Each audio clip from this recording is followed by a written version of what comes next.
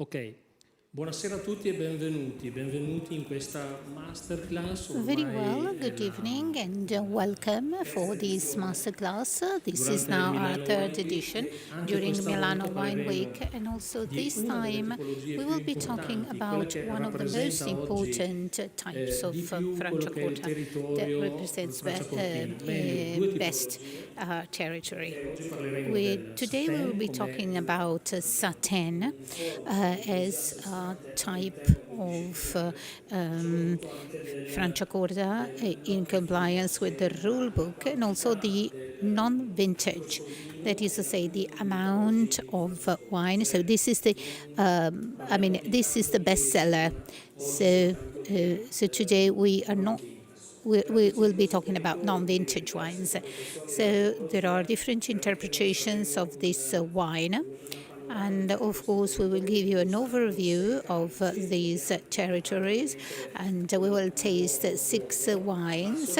We don't have to pick the best, but we just to have to understand and revisit the character of these areas. So these wines come from different territories. Of course, with 6 glasses, we cannot represent the entire area, and so that's why we picked 6 very representative wines. The Franciacorta area is very ancient. I'm sure you've visited this area a few times, and it comes from these corti franche, which were tax-free. So in exchange for restructuring roads or simply protecting the goods being shipped, these people were not supposed to pay taxes, and therefore it's called Curte Franca, so it's like tax-free area. And so we talk about Franche Curtes or Corte Franca. And there are also some recordings in some villages, and there are still today these areas. So we talk about these corti like Timoline or Torbiato, for instance, Clusane. The Corte di Cluny that was in France. And of course, in these territories, there was farming, but also winemaking. And the Franciacorta wine is a pretty young wine, but the roots of this wine go very far back in the past. So they were making a lot of wine, and a lot of red wine in particular. And there were a lot of about 1,100 hectares under vines. And this is the most important document from 1570. This is a doctor that is talking about this product. He wrote a book, and we can say that this is the first sommelier. He wrote this book, and he also tasted a lot of wines. And of course, he liked these pungencies, slight pungency and softness of these wines. Because of course the sparkling, the bubbles were unwanted. That was just the result of re-fermentation that started randomly. And then in the Napoleon cadastre in 1809, we had these 1,000 hectares under vines recorded in these cadastral documents. When we talk about Franciacorta, we refer to a wine, a method, and a territory. So today we talk about this method that represents for high-quality bottled re-fermentation. That's a separate method. Of course, the labels that report this word, re-fermented, there are a few in Europe, but this doesn't define a territory. This territory, in any case, is not so big, so got to go to Palazzolo sull'Olio and Pitaletto, Monte Onfano. The motorway crosses this area. So all what is towards the Iseo Lake, and on the right also. There are 19 villages and 3,002 hectares under wine. This area has morenic origins. So if you know, for instance, Montisola, so the island in the middle of Iseo Lake. And of course, the Iseo Lake during this glaciation was created, and especially the two banks. And we have this Monte Alto and Monte Isola that divide this area into two parts. So today we have the lake which is split in two by this island. And so this ice melt down, where now we have a Montorfano. Montorfano, which is just 451 meters above sea level, is the highest, let's say, mountain elevation in the Padana Plateau. And in Franciacorta, we have the so-called Monte Alto, which is 652 meters above sea level. And of course, it's not completely covered with vineyards, but most of it is covered by vineyards. So we are at 33 kilometers from what is left from the Adamello Glacier. So from Franciacorta, imagine this area as a sort of triangle, and the base is a triangle with the tip towards Iseo Lake, so Valcamonica. Then the base is parallel to the motorway, and one part goes towards Bergamo, the other towards Brescia. In the middle of this triangle, we have our morenic hills.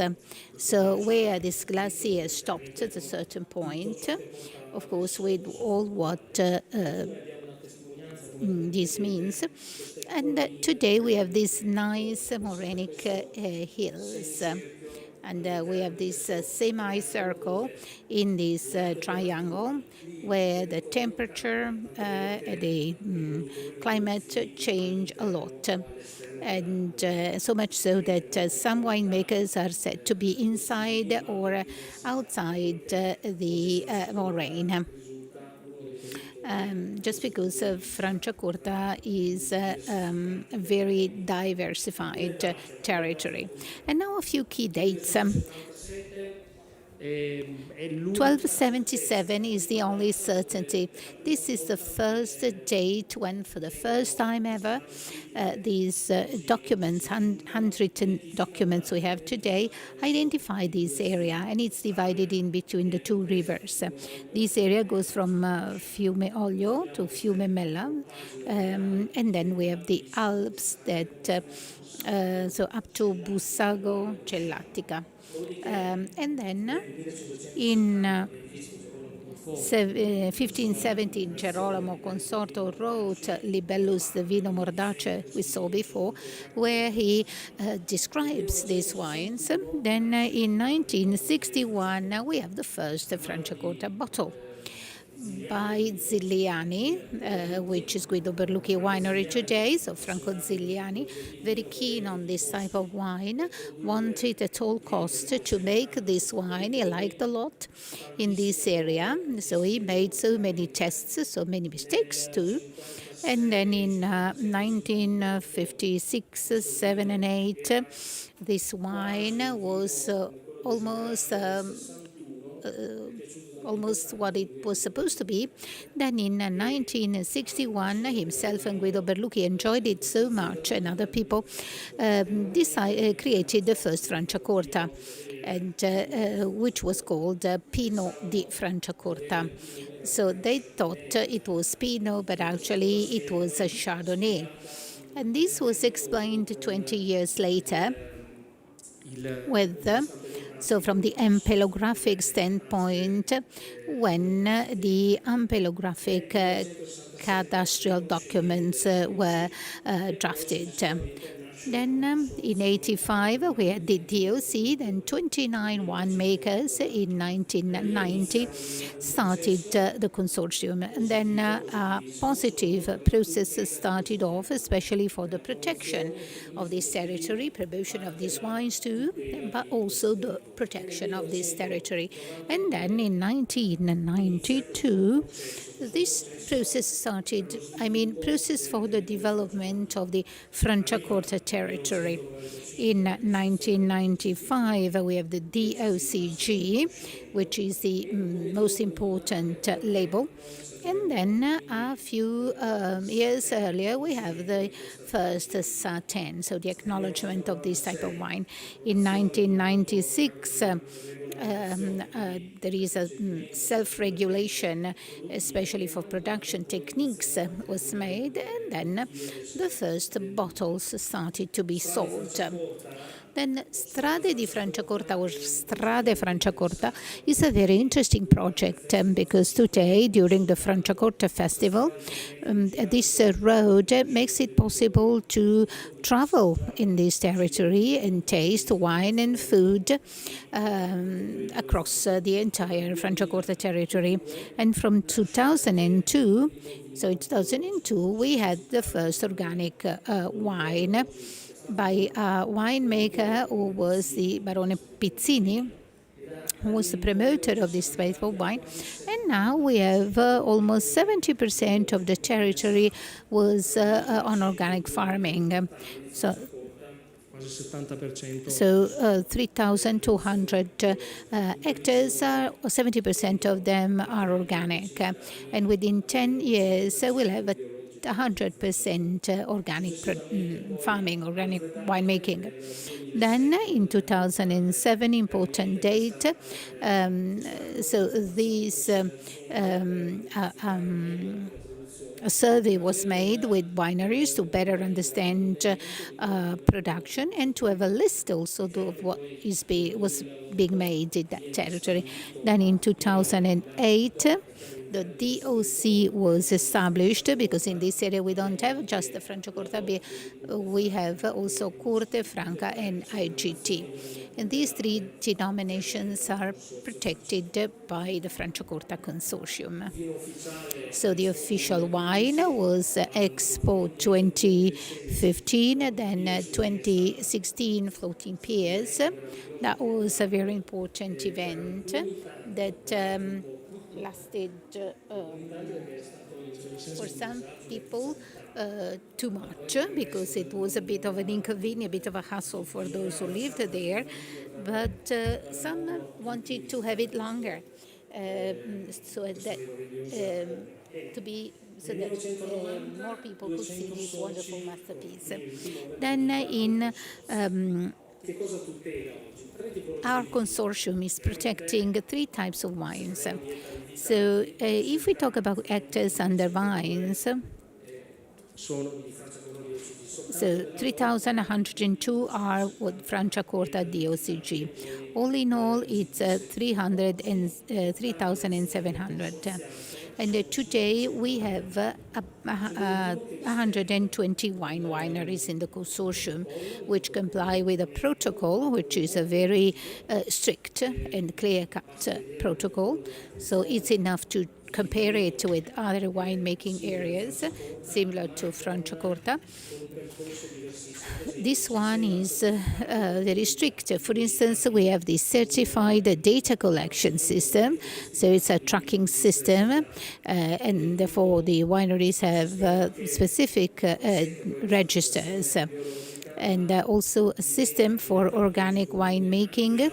And this is also being done in other areas.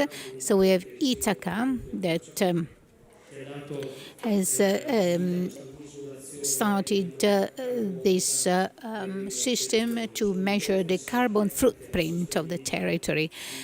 So think of the importance in terms of sustainability.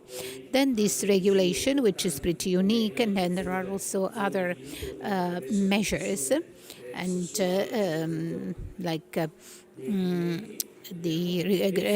considering the viticultural techniques, and then the method, the Franciacorta method. So that's the excellence of bottle fermentation. So there's a specific method which makes quality very high. To be called Franciacorta, these wines need at least to age for 18 months in the bottles. I say at least because if you think of the harvest time up to tirage, that is to say February, March, this means 6 or 7 more months. But the producers leave these wines much more. So today you will never find a Franciacorta Sanzanè 18 months, that is to say 18 months is the time needed for marketing them, because today wineries keep these wines for a long period of time, such as 18 months, 24, 30 months, or at least 60 months. 60 months is long, it means 5 years. I say at least because some reserve exceed this deadline, some go up to 10 years even. So what do we appreciate in these wines? Freshness, but also their improvement with time. So with time they've improved a lot.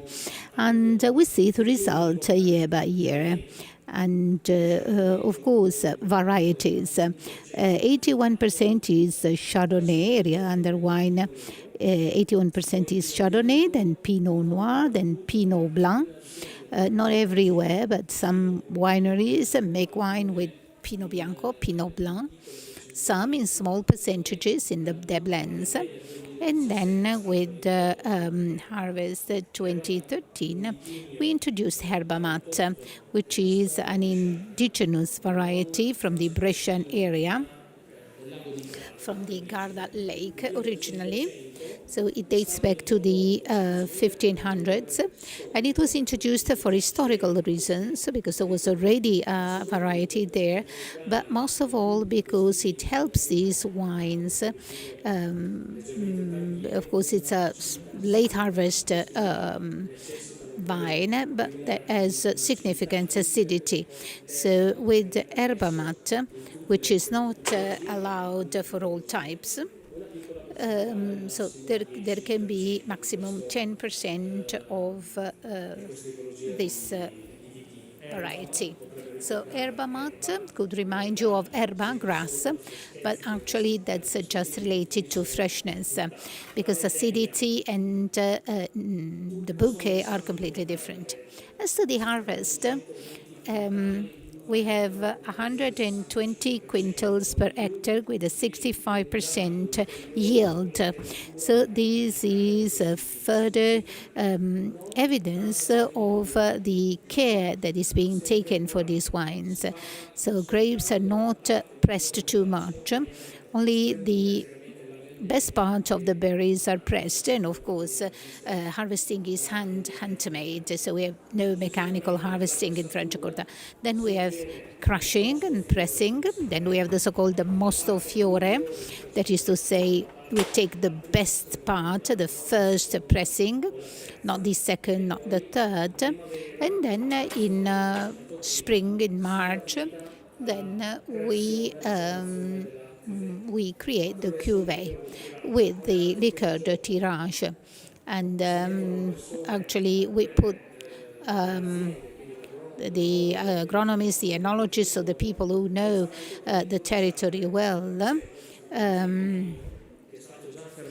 take these wines fermented already once to find the one that best fits for the company. So they do this cuvée game, that's how we call it. Then we add liqueur de tirage with 24 grams of sugar, and then we'll have 6 atmospheres in the Franciacorta wine.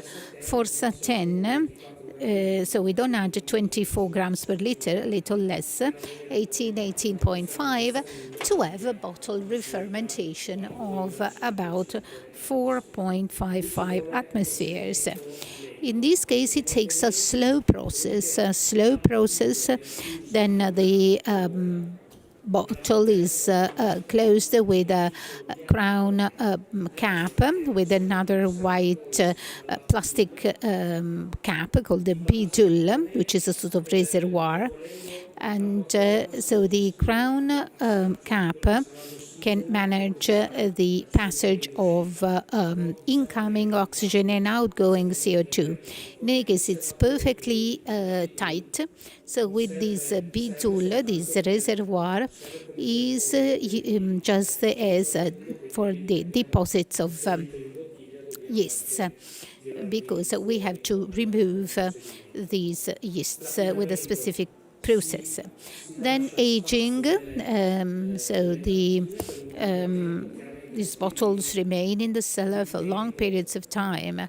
Of course, the longer, the better, ideally. So the longer they rest on the lees, the better. But not all plots give an excellent wine that can age over 60 months or 10 years even. But some vintages, some years, and also some plots do. Probably the best in this decade is 2011. And then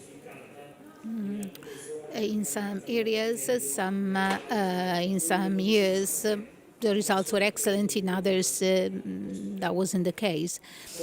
And then after the aging, the period, these bottles are kept horizontal for many months, and then we have to remove the yeast. And then in that case, we use the so-called pupitre, which is a French invention.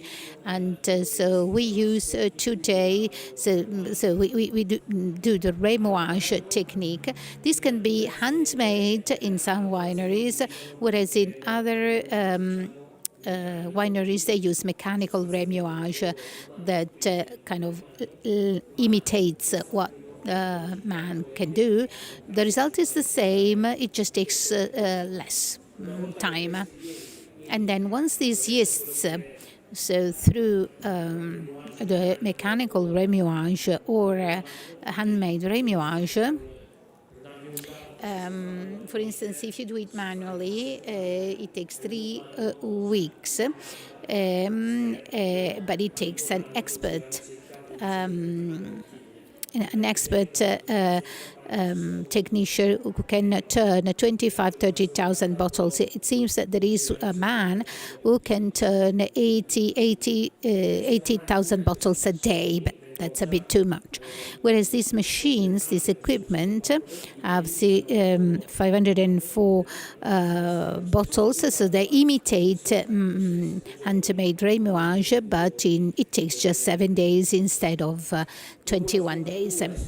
After degorgement, so these we have to remove the yeasts, and we can use 2 ways. We have 2 techniques. One is a bit more special, called a la volée, so with cork screw to remove this cap, and so to release these, let's say, dead yeasts that are used up, or we can do that mechanically. So we can use this solution at minus 25, 30 degrees. So bottles upside down are placed in this system. Then a small ice cylinder gets created. This captures impurities and yeasts. Then this is removed. And so the internal pressure blasts out this ice cylinder. Then the wine is clean, but of course there is a portion missing. And then we have to top up. We have to top up with a solution which, here we are, which is called the liqueur d'expédition. And at that stage, the type is selected also based on the desire of the wineries. This is just the same wine with some sugar. Then, based on the amount of sugar, we then establish the different types of Franciacorta wines. If I add the same wine with no sugar added, then I take another bottle, I just top the other one, so don't add anything else. Then we will talk about the Nature Franciacorta. Sometimes it's called Pas Dosé, Brut Nature, but it's the same thing. The idea is that nothing has been added other than wine. And these are products, special products, and these are very much sought after by people who taste a lot of wines, because in the past people appreciated more sugar, whereas now we like less sugar. And then if we add up to 6 grams of sugar per liter from 3,6 extra brut over 16 brut, then dry 17, 20, and up to 50, so 333, 50 demi-sec. So in Franciacorta we stop with demi-sec with 50 grams per liter, even though then the average could be 38, 42 grams. Somewhere else we also have the so-called doux, about 50 in other areas, but in Franciacorta we just have demi-sec. There are not many wineries that make the demi-sec Franciacorta. If I'm not wrong, there are just 9 at the moment, and in different areas, because that's what the companies decide.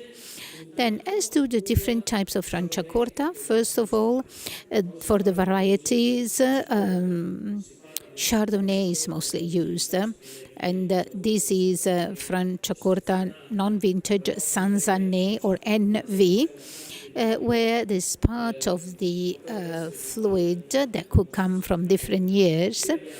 And in that case, we have all the types of liqueur d'expédition, and we have at least 18 months, but aging, but most producers go up to 24, 36 months.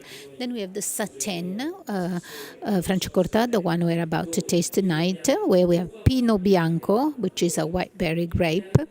So Pinot Bianco cannot exceed 50%, and Erba Mate is excluded in this case, but it's mostly Chardonnay. And in this case, the aging period is 24 months, more than 24 months, and Satin can only be brut, in the sense that you cannot have a Satin extra dry or extra brut. But then we have seen that the brut amount allows you to put from 0 to 12 grams per liter. So depending on the age, depending on the type, the winemakers can make different wines. Then we have Rosé, which is minimum 35% Pinot Nero, Pinot Noir. It was 25% until some years ago. Then Chardonnay 65%, and then Erba Mate 10%. In this case, we have aging for 24 months. Then we have the millésime. Millésime means wine from the same age, but at least 85%. And you have to put right on the bottle also the year. So the best year, the best millésime. Some wineries only make millésimes, and this is a risk, because if the year is not ideal, what do you do? Not making wine? Well, you make much less. In any case, that's the choice of some wineries. So some wineries make excellent products, others and therefore make only millésime wines, and therefore, in any case, this wine should be aged at least for 30 months. And here we have all the different types and also sugar contents. Satin is only a brut. And then we have the so-called Riserva. Riserva is 60 months 5 years. So I make wine today and I will taste it in 5 years. So you can just meet a person, get married, have a child before tasting the wine. So 5 years is a lot. And it's starting from 5 years because if the year allows, these bottles can be aged for a long time. Perhaps we can start serving the wines so that we can taste the different types of wine, so we can taste what we are talking about. So here we have a comparison with other production areas, so other areas across the world, just for the sake of comparison. So based on the yield, then the variety used, because also this matters.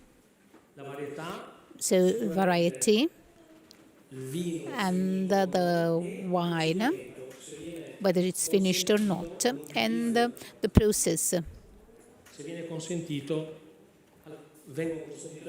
So if some things are allowed in the vineyard or in the cellar, for instance, Chardonnay, Pinot Noir, Pinot Blanc, and Postamat. And so 65 quintals is the yield. For instance, here we have a number which is, of course, a rough number. This should be the number of bottles with the yield per hectare. But of course, winemakers can make even fewer bottles, so thus reducing the yield. So if I stress the berries less, I press the berries less, I will have less must and therefore less wine and less bottles. As you can tell, the numbers are different compared to other areas. We're not saying that's the best or not, but this is just to say how we are organized. And then the minimum waiting time on the lease is 18, 24, 30, and 60. In the case of Champagne, we have 12 months, 15 months, and 24 months for vintage. And then, of course, in some years, some maison have aging over 10 years. For Trento DOC, we have another variety which is Pinot Meunier, small amounts with slightly higher yields in Trentino than for Trento DOC. With so 150 quintals, no more 120, because the climate is very different. Their climate is colder, and here 15 months for Trento DOC, 24 months for the millesime, and 36 months for Riserva. And as you can see, with 60 months for the Riserva, as you can see, there is no other area in this and then area. And then Oltrepò-Pavese is made also with other varieties, mainly in Oltrepò-Pavese Pinot Noir, Chardonnay, and Pinot Gris. And then Cava, it's Spain. They use a method, well, let's say that this is the second higher production area. In Franciacorta, we make 18 million bottles a year. In the case of Cava, it's 220 million. Champagne is 350 million bottles. Therefore, it's a broader, larger territory. So you were served. The first wine. Am I right? Yes. Good. Let's see. And let's taste together the first glass. First of all, Satin. So what's the meaning of Satin? In our regulation, in our rule book, it means white berry grapes, simply, and Pinot Blanc cannot exceed 50%, but Satin is just a fictitious name. First of all, it means, of course, it sounds similar to satin. It's a French word, but it just means silky. Silky, like a soft silk yarn. And if you think of the silk thread, this is one of the most resistant in nature. So satin wants to be in the middle between softness and hardness of this silken thread. And this is a name that was invented, and then and actually it's the dialect. So it's satin. It's a dialect word. So it's less sparkling because it's more creamy, and it's different from just a standard Franciacorta. It depends on the area. So less sparkling wines, more with more softness. But when we talk about softness, we don't mean ample wine that after 2 sips you are almost fed up, but it's a velvety fabric, silken fabric, very thin and very, very pleasant. Then the grapes. First of all, for certain, they have chosen. So they choose the best. They chose the best plots. So grapes are harvested a little later. When I say later, I don't mean a year later, maybe a few days later, sometimes a few hours later, because you need to have grapes with a little more sugar, because by adding 18.5 grams and not 24, so less alcohol is produced. So that's why the grapes need to be a bit more ripened. So let's toast forever and for once. So let's toast. So cheers.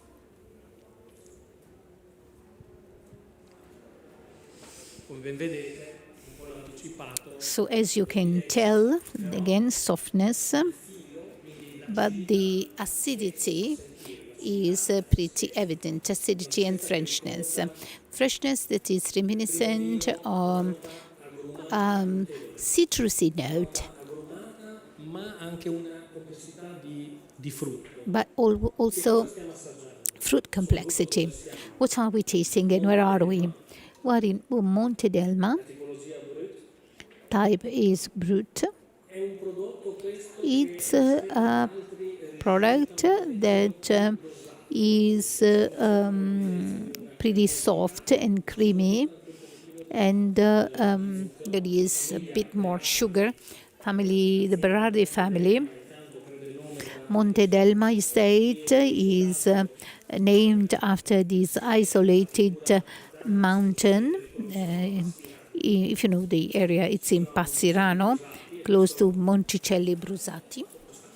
And so it's this hill that separates these two villages. And in Valenzano, so this very nice village where the Berardi family then has its winery.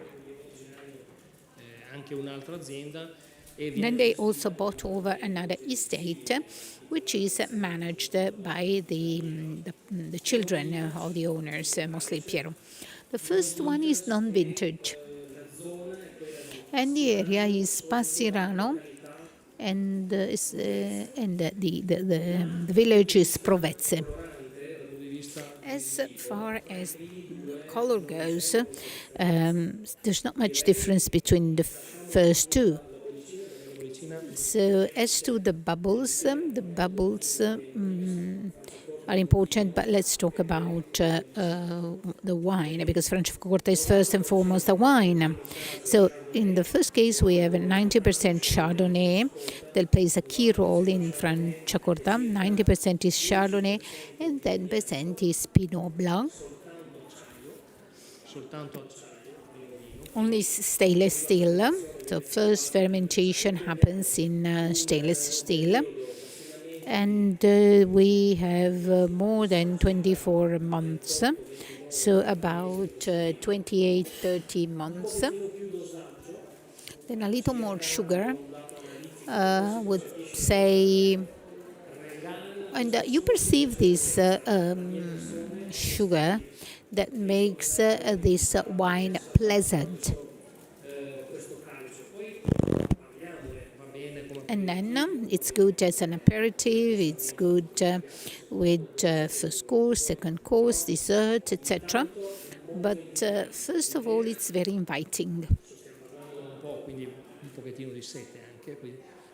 Ma intanto So this is a wine that allows you with acidity to have one more sip. So makes you salivate, but there is also softness and creaminess, which is in the bubbles, but mainly in the sugar through the liqueur d'expédition.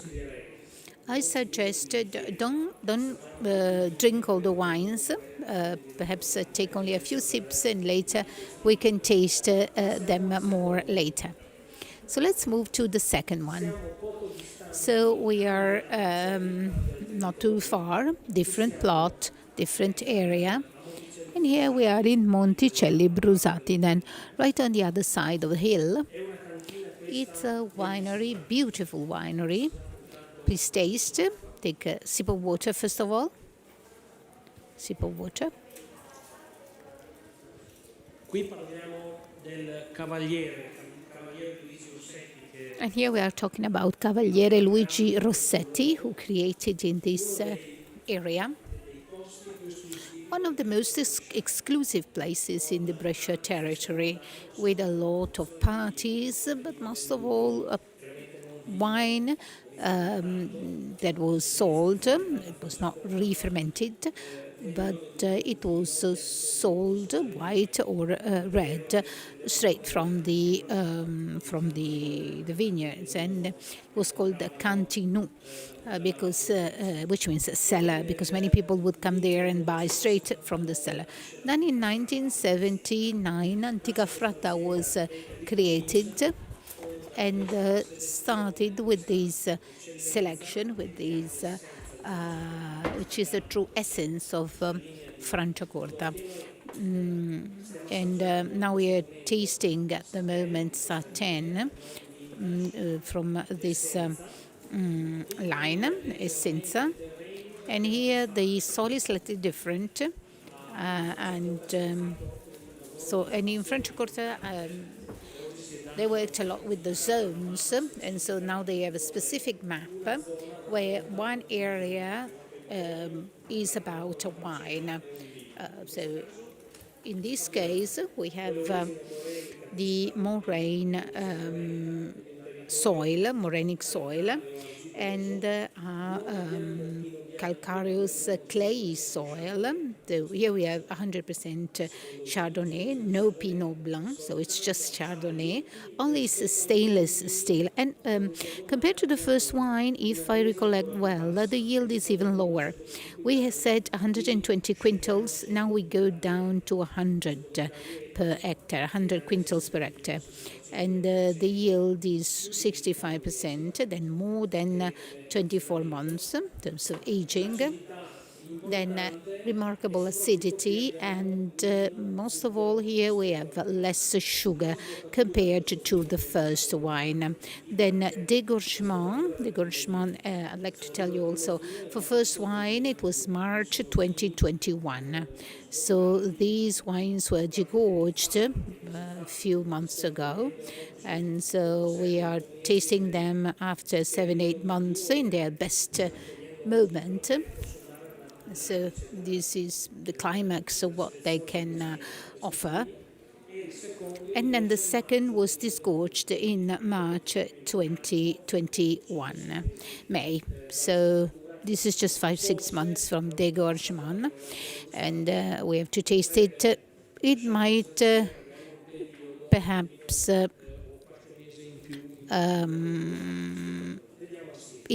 might give it some more aging potential for a few more months.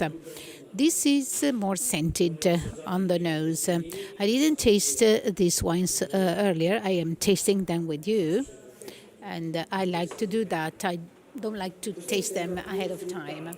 This is more fruity on the nose. The first one, we have the citrusy note. This is more scented.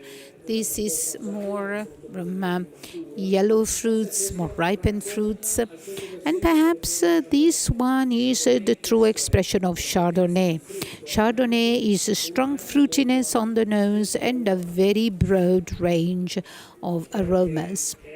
And of course, we have a balsamic notes, and we still have the first glass, then we can compare.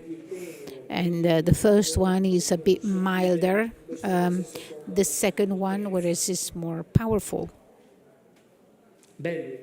Nice floral notes, inviting floral notes, and so you are eager to taste it. Will we have the same creaminess? Let's try.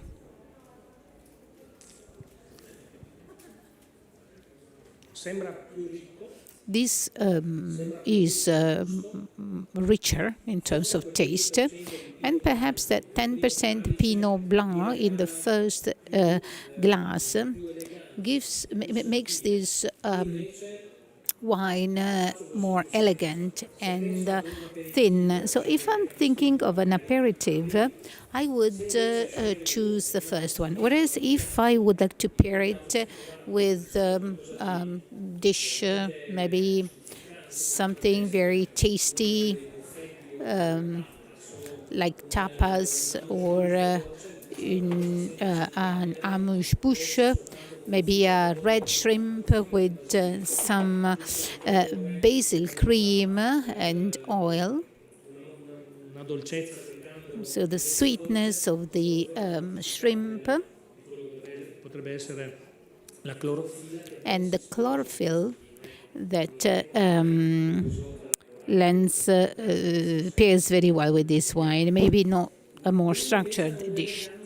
The first one, on the contrary, has more floral notes than the second one. The second one is more fruity, so it's more ample, more complex,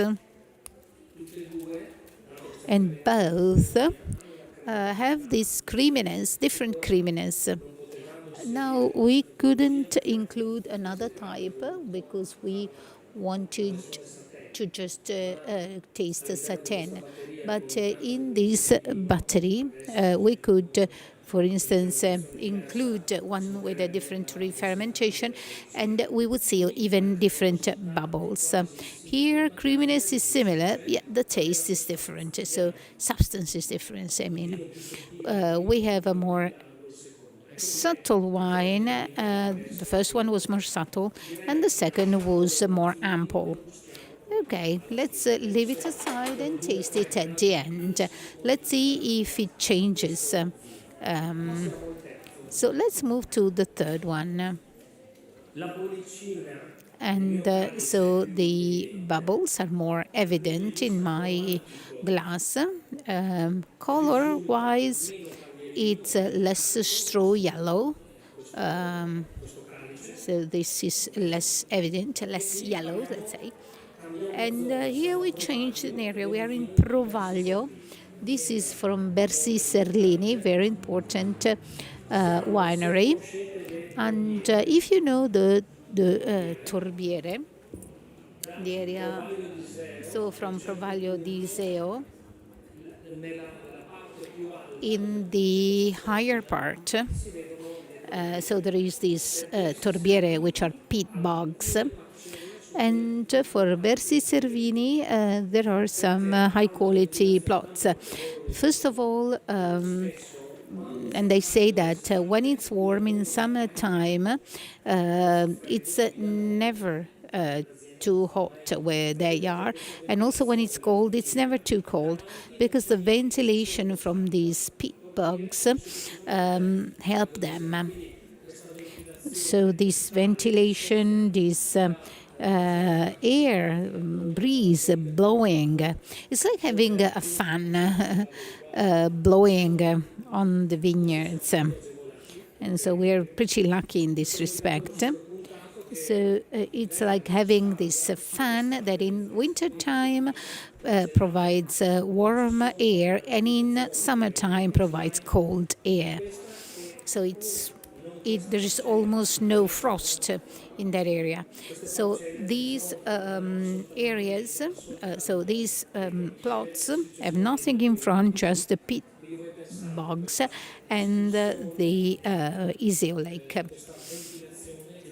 So we have this natural breeze, a natural cold wind coming from Val Camonica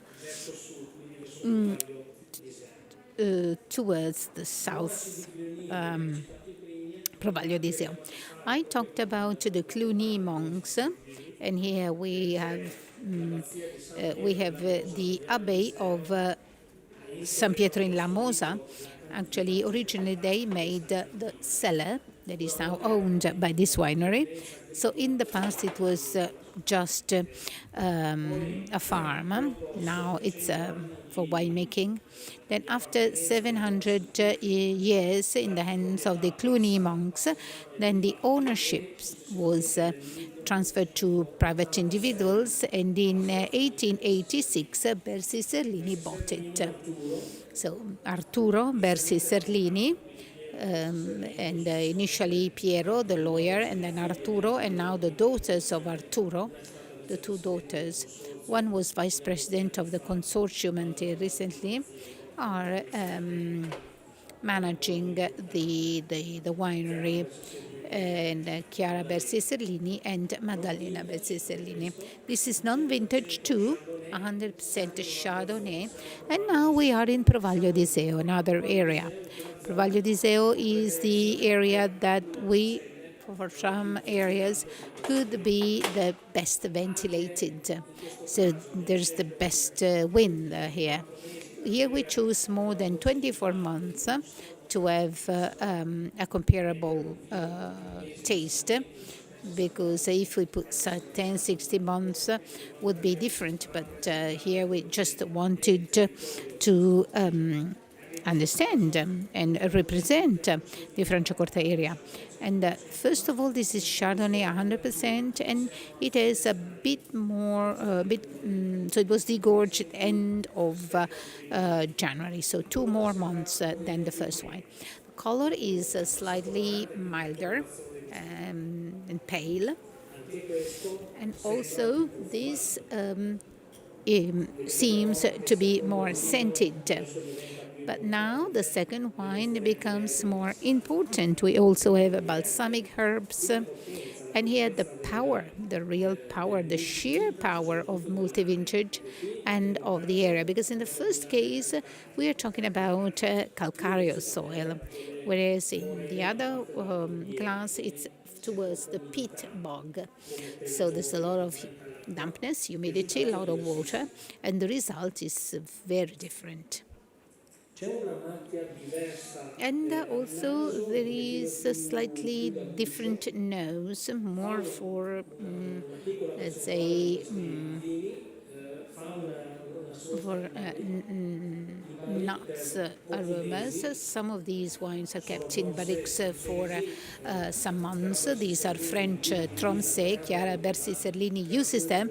They don't have many, but for some wines they are kept in these barriques. So this aroma is not as floral, but it becomes more evolved, so more mature. And I'm curious to taste it on the palate. First of all, on the nose is pleasant.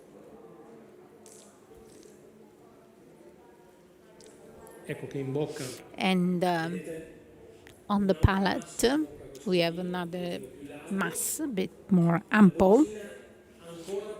And the bubbles are more creamy.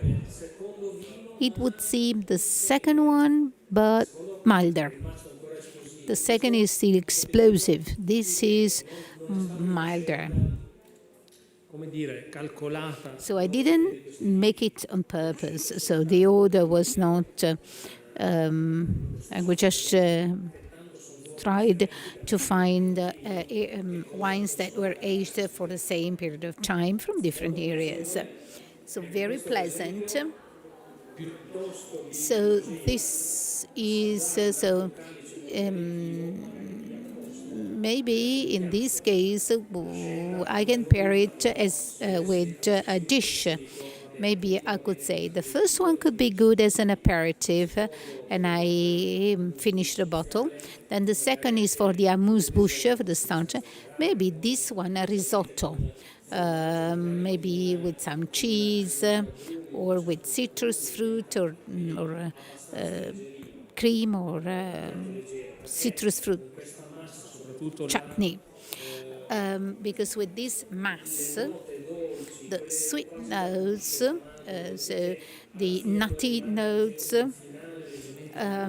gives a sort of bitterish note, and probably the mass has a different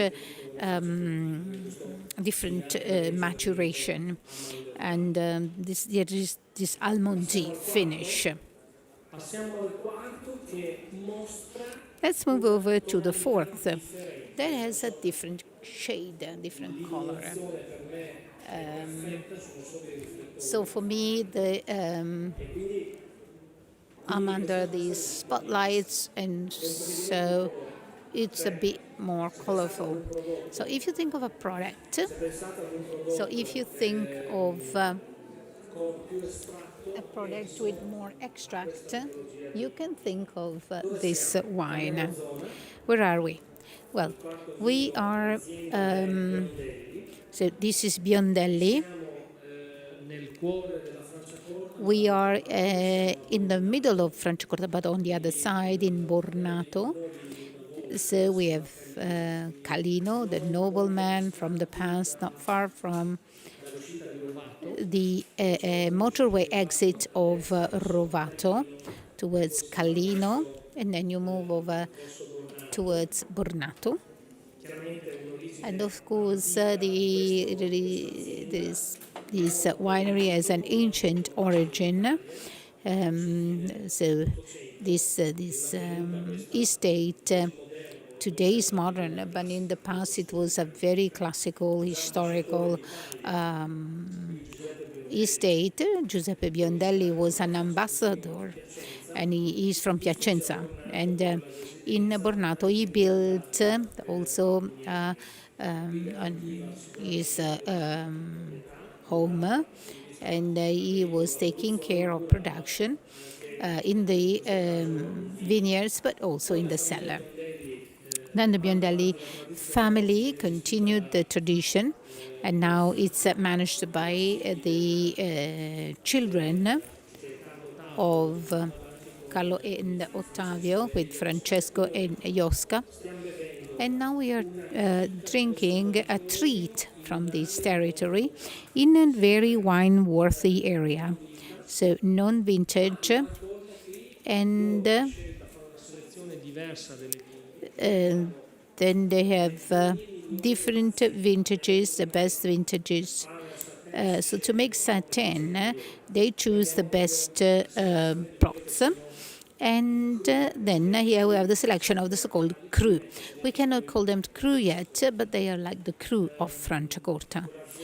That's a small winery, 8 hectares, and they have... so this is in Cazzago San Martino, and it's 220 meters above sea level.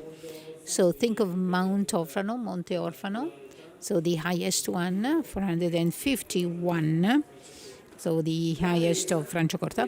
And the yield is even lower in this case. Before we said 120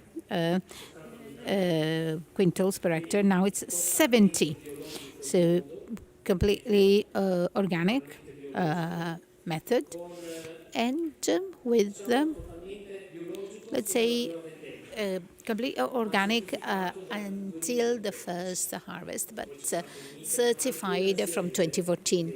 But some wineries don't apply for the organic certification, but it's not that they don't make organic wines, of course, also in other areas of Italy, but most of all in Franciacorta. Then stainless steel aging, so not like before with oak. And in the dégorgement was in early January. So this is the wine that was degorged earlier, and this is 24 months, more than 24 months of aging. Let's taste it. Questo sembra più esplosivo. This is more explosive, Quasi da guscio. and it has a nutty note Un pochettino più evoluto come vino. on the nose, and it sounds more evolved. Più pieno. Fuller body, with a fuller body, and has the creaminess that was more evident in the first ones. In this case, it's a little less. And it ends with a finish which is slightly bitterish. And we saw that in the third one it was a little bitter, and in this case it's even more bitter. And the color already gives you this sensation because the shade is different. The nose is about a product with some maturation and evolution. And this was intended, of course, because of the vineyards they've chosen, the yeast they've chosen, but mostly on the palate. If I think maybe of a second course, I might choose this one. So in addition to rice, not saying a Fiorentina steak, but maybe a more elaborated dish, maybe, I don't know, tomato sauce, for instance, Pacchero di Gragnano with confit tomatoes and basil cream. So it's a structured yet elegant dish. Then fifth wine. Bello florale. Nice and floral. Here we are high up on the hills. And this is also an agriturismo, so that is, there is a restaurant and there are rooms. So they're good at winemaking, but È piaciuto? I went there. Yes, good. Did you like it? Yes, good. Io li definisco buoni come il pane, però. So I say, as we say in Italian, they are as good as bread. Also, wine is very good. And they're young in terms of being as winemakers, but they are very old in terms of their restaurant and their farm. Because they opened this agriturismo, so this restaurant. Then at a certain point, they started making wine because they were already making it before. But with the two children of the owner, they are very, so they made it very modern. So you can have very nice dishes. Perché ci vuole un po' di suspense. Sì, sì, sì. Si chiama Rocco, siamo a Ome. It's called Roccol, al Roccol. Sì, sì, sì. A Rocco siamo a Ome. In Ome, al Roccol. And I always say it's a winery and a restaurant. So they started making wine, Gianluigi and Francesca. They've always made wine, but at a certain point they decided to open this farm holiday, this farm, so this holiday farm, sorry. This is a non-vintage. They have also Pinot Blanc, 30% Pinot Blanc and 70% Pinot Noir. In questo caso Chardonnay. In this case, it's Chardonnay just in stainless steel and Pinot Blanc in a barrique. Then they're put together, not long, 8 months. And then aging is for about 30 months. And the engorgement was June 2021. 70 Chardonnay and 30 Pinot Noir, Pinot Blanc, sorry. And this is a wine which is very elegant already on the nose, and the scent is explosive. We are in Ome. Ome is already high up. Of course, this is not mountains. So this is towards Polaveno or Valcamonica.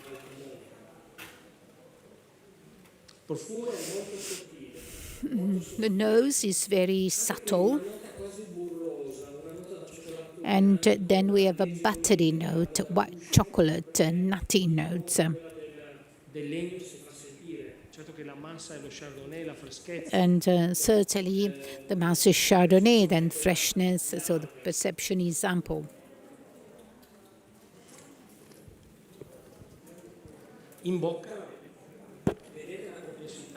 And on the palate, it's pretty complex, this complexity. So we can say which is very pleasant, very pleasant. And then last wine. Here we go back to Cazzago San Martino, Bornato.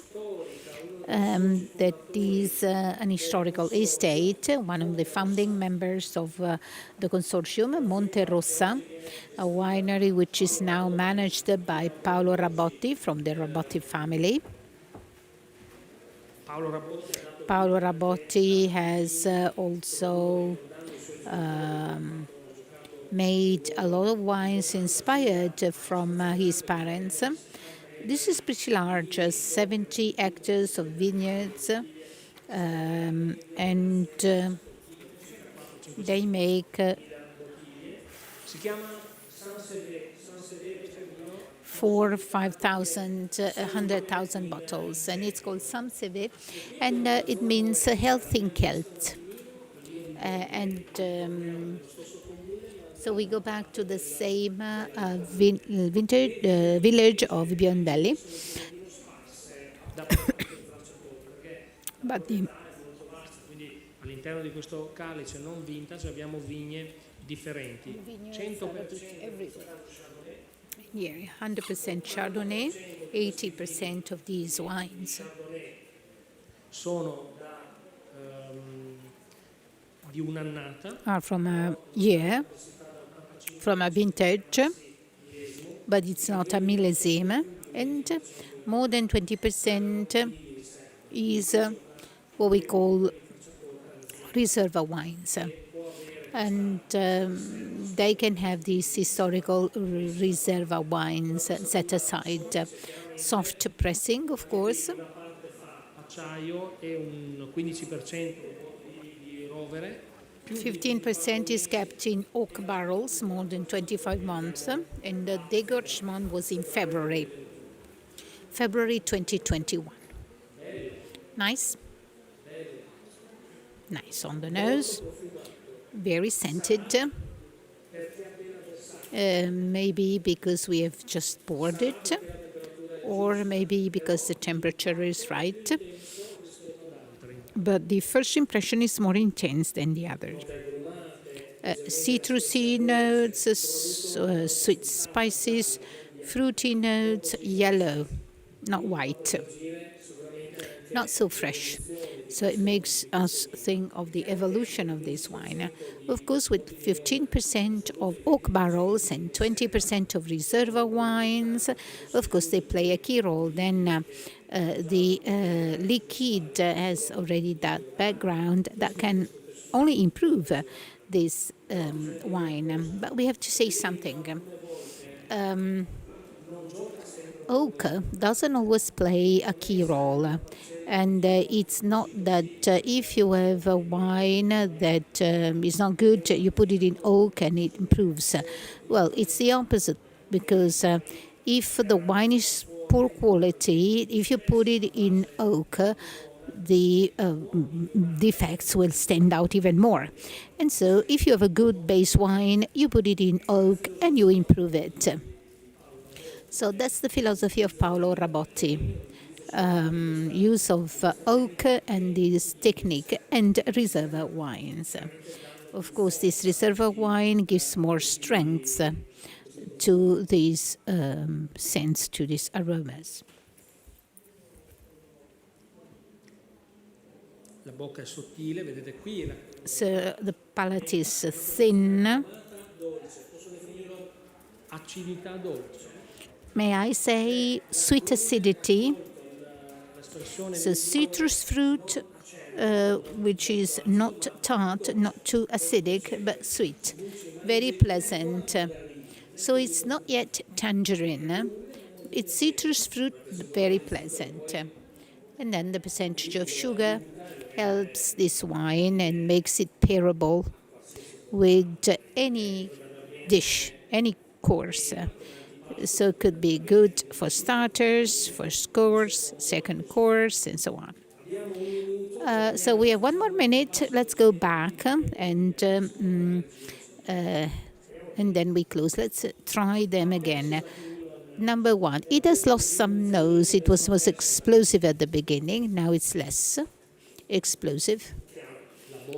Of course, the bubble is a bit lost now. Temperature plays a key role in this respect. And here we have accentuated the softness. Then on the palate we have still acidity, but it's less fruity, not as fruity as it was earlier. Then the second, we still have the nutty note, the citrusy note, sweet citrusy note on the nose. And it seems even more sweet, even sweeter compared to what it was earlier. Then the third one. The third has changed. And it was not this way at the beginning, it has changed. Sottile ancora. It's still subtle. Di bollicina. Some acidity, and then the finish, which is slightly bitterish. Then the fourth, more oak on the nose.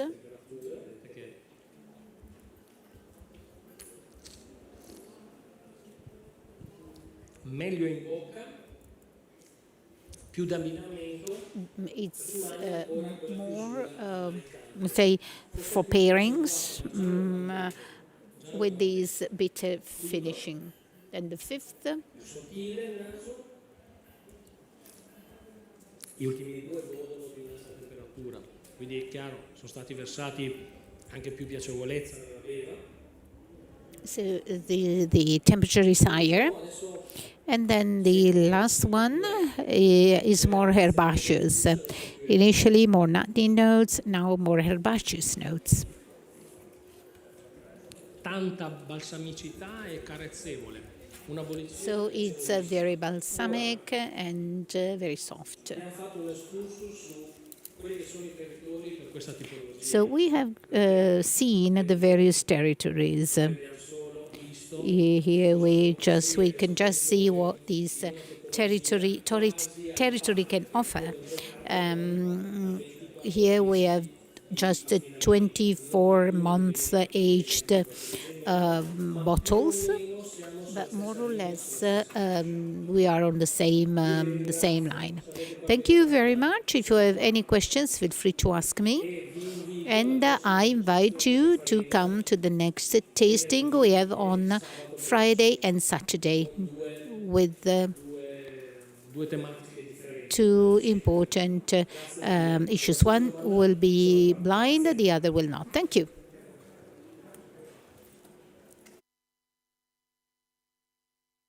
Applauso, no?